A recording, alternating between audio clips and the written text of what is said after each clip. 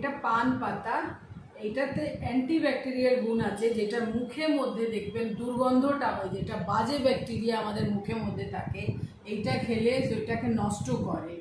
আর এটা কনস্টিপেশনের জন্য খুব ভালো।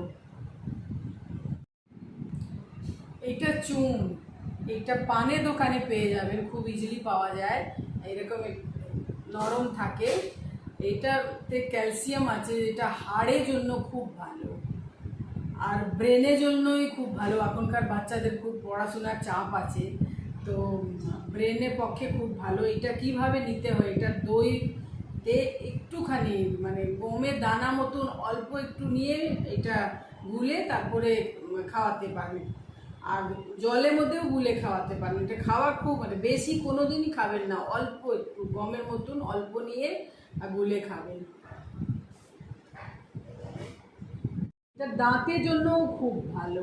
দেখবেন যেরকম বয়স বাড়তে গেলে দাঁতের ক্ষতি হয়, দাঁতকে মজবুত রাখে। তারপরে জয়েন্ট পেনের জন্য খুব ভালো, হাড়কে মজবুত করে। এটাতে কোনো স্বাদ নেই, কিন্তু জলে দিলে, যে কোনো ডালে জলে অল্প একটু নিয়ে এটা গুলে যে কোনো টাইমে, সকালে খেলে খুবই ভালো, যে কোনো টাইমে খাওয়া যেতে পারে।